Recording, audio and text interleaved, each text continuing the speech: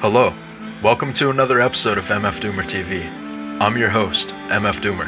Have you ever wondered what it would be like not to be shoved into a sardine can with terrible air service and no legroom during your flight from LA to Birmingham?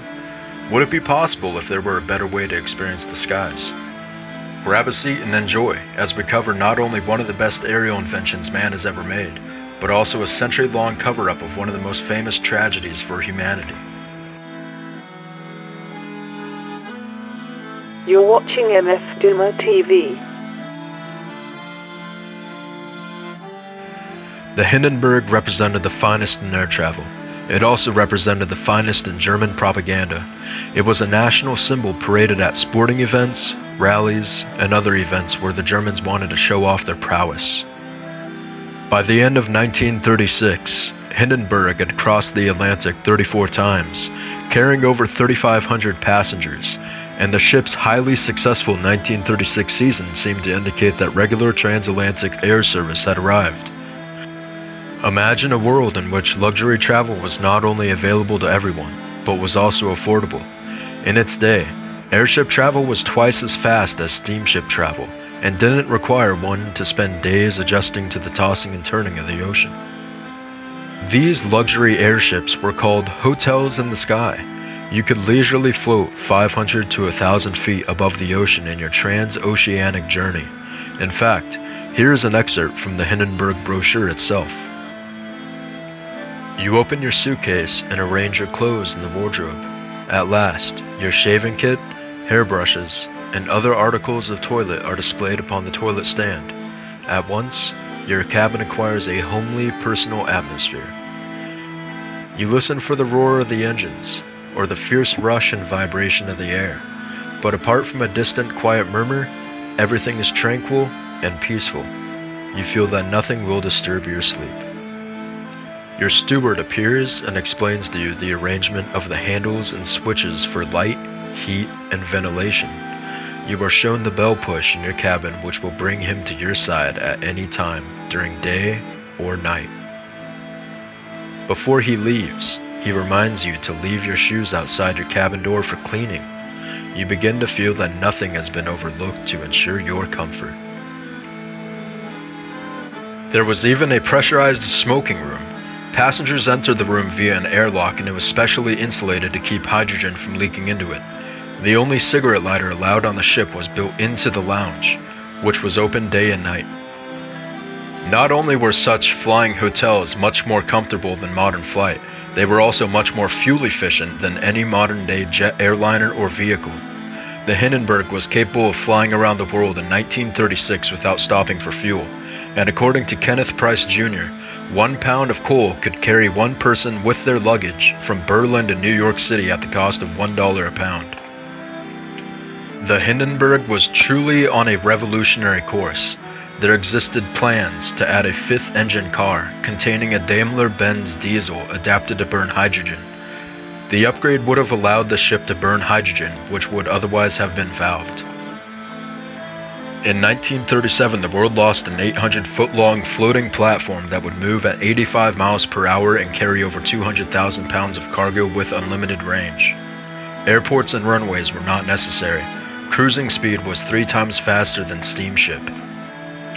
Not to mention safe and luxurious travel from Germany to America in under 50 hours. The savings in petroleum using lighter-than-air designs like the Hindenburg would have been 90% or more. We were getting dangerously close to free energy travel. If that technology had been developed, standardized, and miniaturized, just imagine. However, the Hindenburg disaster at Lakehurst on May 6, 1937 brought an end to the age of the rigid airship. Reportedly, the disaster's 36 deaths included 13 passengers, 22 crew members, and 1 worker on the ground. After more than 30 years of passenger travel on commercial Zeppelins, in which tens of thousands of passengers flew over 1 million miles on more than 2,000 flights without a single injury, the era of the passenger airship came to an end in a few fiery minutes. Lesser dirigibles, all hydrogen-filled, had been sailing across the often lightning-riven skies for years. Their safety record was impeccable. In an era where it could be perilous to travel across the Atlantic in an airplane, Zeppelins were seen as the future of passenger travel. But after the Hindenburg disaster, every nation on Earth abandoned the rigid airships. The official story, the results of the accident investigations in 1937, is that the Hindenburg disaster was caused by an electrostatic discharge. Completely unforeseen, the mystery of electricity seemed to be beyond German engineering. Now, why would this amazing technology be phased out after a single incident? Well, you have your usual suspects, the oil oligopoly, and perhaps even the US government itself. Despite the US placing a ban on the export of helium at the time, the Germans designed the airship to use the far safer gas anyways, in the belief that they could convince the US government to license its export. When the designers learned that the National Munitions Control Board refused to lift the export ban, they were forced to re-engineer Hindenburg to use the hydrogen for lift. Flammable hydrogen was the only alternative lighter-than-air gas that would provide sufficient lift. There are many questions surrounding this famous incident. Why was the public never shown a single photograph that showed the beginning of the Hindenburg's fire, even though there were 22 professional photographers at the event to film her docking? Why were there so many photographers there to film the Hindenburg's arrival into Lakehurst, when she had already completed 34 successful transatlantic crossings the prior year? Why was a static spark theory selected as Hindenburg's nemesis when there was no evidence to support the occurrence of a static spark in the first place, since it had never occurred in the 4 previous decades of flying hydrogen-filled Zeppelins? Hugo Echner, former head of the Zeppelin Company; Charles Rosendahl, the commander of the Naval Air Station at Lakehurst; Max Pruss, captain of the Hindenburg, and most of the surviving crew believed that the airship had been sabotaged, though Echner later changed his story. There were many indications of sabotage, including Webb Miller of the United Press stating he received a warning call telling him not to travel on the Hindenburg since it was to be destroyed. The pilot of the Hindenburg, Captain Ernst August Lehmann, died believing it was an act of sabotage, reportedly stoic and crystal clear as he puzzled over the crash. His last words were, quote, "It must have been an infernal machine," end quote. An infernal machine meaning an incendiary device. More than 20 years after the explosion, the airship's surviving captain, Max Pruss, was telling interviewers that he believed sabotage was the cause. Michael Mooney, in his book The Hindenburg, made in 1972, states that one of the crewmen of the airship was a communist saboteur who set a time bomb. The bomb was supposed to detonate after the Hindenburg docked, giving the passengers, and particularly the saboteur, time to escape. This is an excerpt from Michael Mooney's 1972 writings, The Hindenburg. Quote, "Among these materials were letters forwarded from the Secretaries of Commerce and Interior reminding Solicitor South Trimble Jr. that a finding of sabotage might be for an international incident, especially on these shores. But while the Board of Inquiry did its best to avoid the discovery of sabotage in its public hearings, almost every dirigible man, including Captain Pruss, Captain Bauer, Dr. Durr, Commander Rosendahl, and many others, in private agreed that sabotage was the cause. Over the weeks while the Board of Inquiry conducted meetings during the day, both the German advisors and the American commissioners and the advisors held meetings at night to discuss, off the record, the inescapable evidence of sabotage before them. However, there were strong headwinds and the Hindenburg burst into flames before docking. Mooney reports the Americans located parts of the time bomb shortly after the disaster, but, because of American embarrassment and German propaganda, a convenient fiction was agreed upon. Why did all the nations stop building rigid airships after the burning of the Hindenburg when she and Graf Zeppelin had clearly demonstrated an effective form of flight resulting in extreme fuel efficiency? If a fire breaks out in a modern airline, the results are horrifically predictable.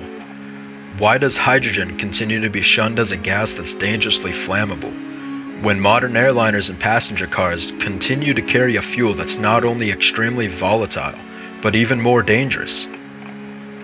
But of course, now that the oligarchy plans to destroy the global middle class with fake energy crises and other hoaxes, the technology is suddenly making a comeback. The answers are obvious. This technology, if refined and standardized, would be so cheap it would make personal long-distance travel and exploration affordable to most, a nightmare to those in positions of power. This incident was the first time that recordings of a news event were ever broadcast, and also the first coast-to-coast radio broadcast. This was the most shocking moving image most people ever saw. It changed the way news was reported. Listen to Herbert Morrison's performance here. It's starting to rain again. The rain had slacked up a little bit. The back motors of the ship are just holding it just enough to keep it from... It bursts into flames. Get it started. It's crashing terrible. Oh my, get out of the way, please. It's bursting into flames and it's falling on the mooring mast and all the folks between it. This is terrible. This is one of the worst catastrophes in the world. Oh, the flakes 400 or 500 feet into the sky, and it's a terrific crash, ladies and gentlemen. The smoke and the flames now, and the flame is crashing to the ground, not quite to the mooring mast. All the humanity and all the passengers screaming around it. I can't talk to people. There's friends around there. I can't talk, ladies and gentlemen. Honest, it's just laying there, a mass of smoking wreckage. And everybody can't hardly breathe and talk and screaming. Lady, I'm sorry. Honestly, I can hardly breathe. I'm going to step inside while I cannot see it. Charlie, that's terrible. Listen, folks, I'm going to have to stop for a minute because I've lost my voice. This is the worst thing I've ever witnessed. If it wasn't obvious enough, this was heavily edited and seemed to have certain theatrical elements. Parts of Morrison's broadcast were later dubbed onto newsreel footage, giving the impression that the words and film were recorded together. It is apparent that the audio is not synchronized with the video either. The video cuts between two different camera sources with different exposures. The first frame after the cut is black. Morrison nonsensically emotes in a way that sounds utterly fake to our ears. In 1937, this would have been the first time most heard live reportings of a disaster. Morrison even says at one point, quote, "All the folks agree that this is terrible. This is one of the worst catastrophes in the world," end quote. When did he ask all the folks that question? Little is actually known of Morrison's early life, other than that he was ex-military. There are only sketchy details of his career subsequent to the tragedy. In 1975, he was sent across the country by Universal Studios to help promote their film titled Hindenburg, which starred George C. Scott, so he was used for propaganda purposes even decades later. What really clarifies Morrison as a suspicious character and his role in this comes from his own mouth. He continued to report that day, and there exists 38 minutes of utterly absurd content that he produced. Let's have a listen to it. I can keep on. I should imagine that the nose is not more than 500 feet or maybe 700 feet from the mooring mast. They had dropped two ropes, and whether or not some spark or something set it on fire, we don't know, or whether something pulled loose on the inside of the ship, causing a spark and causing it to explode in the sail surface. But everything crashed to the ground, and there's not a possible chance of anybody being saved. I wish I could stop in just a moment and see if I can get my breath again. And Charlie, if you'll fade it out just a minute, I'll come back with more description, ladies and gentlemen. He predicts, supernaturally, the findings of the investigation on the scene. Some kind of static spark set off the ship's hydrogen due to the rain earlier. He also says that, quote, "there is no possibility of anyone being saved," end quote, even though many people were immediately recovered. Reminder, no such thing has ever happened before in the many years of rigid dirigible landings. No person or camera had ever seen a spark of any kind in all of her previous dockings. The cause has never been definitively established. Decades later, there is still speculation. It all becomes even more painfully obvious when you examine the propaganda films they released later on.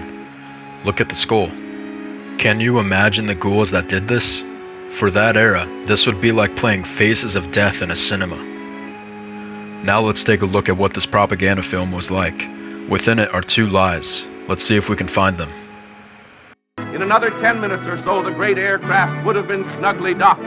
But as the passengers crowded the windows to watch, a roar and a burst of flame near the big tail fins turned the ship into a flaming inferno.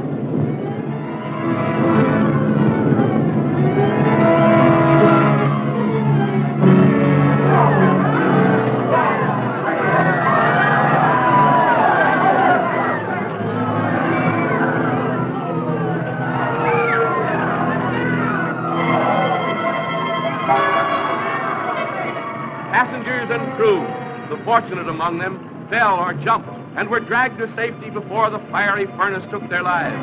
Heroic work by Navy and Army men, risking their lives around the white-hot skeleton, snatched more than one dazed and half-burned passenger from the blazing wreckage. But for the most of those trapped in the incandescent tangle, there was no hope.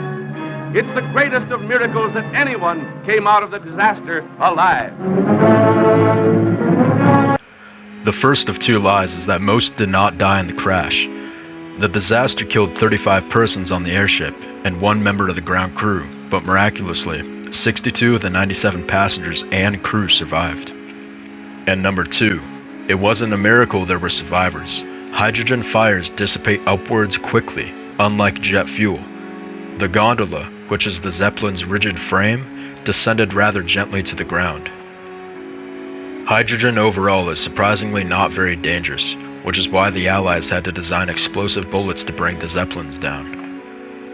The media coverage of that day at Lakehurst is altogether very perplexing. Passenger airships had existed for over a decade. The Hindenburg herself made regular trips. Yet we have professional aerial photography from multiple sources. Within this next hit piece on Zeppelins, notice the tone on the word hydrogen.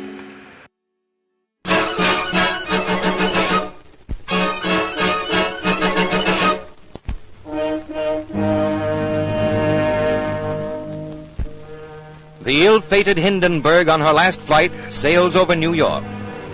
These pictures, made from a Pathé News plane less than 4 hours before the tragedy, show the world's largest airship heading for Lakehurst, New Jersey.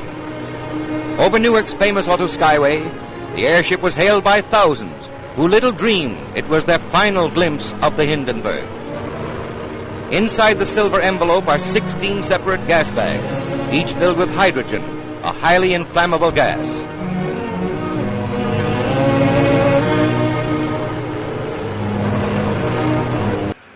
In this next clip, over 90 years later, it is unsettling to hear them speak with such a gloating tone when referring to this terrible tragedy. It is quite obvious to know that they laughed at this event, knowing that these amazing inventions would be put to the wayside for lesser machines.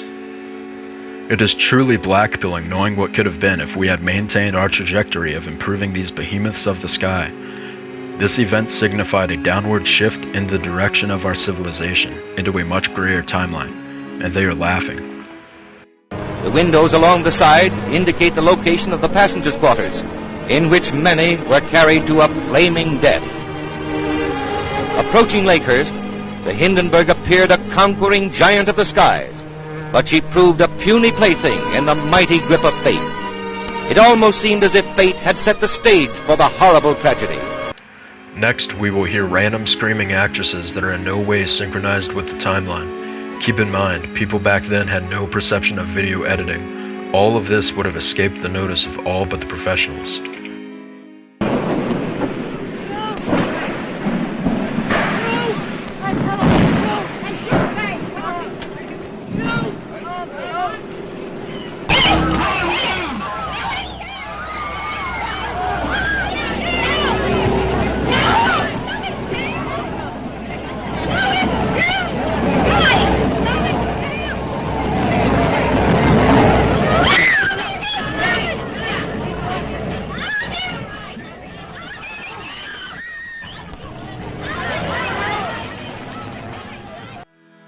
We get the picture as the narrator starts to wax poetic on the destruction. This was a professional news organization, mind you. All the gratuitous embellishment has one purpose, and that is to traumatize the audience.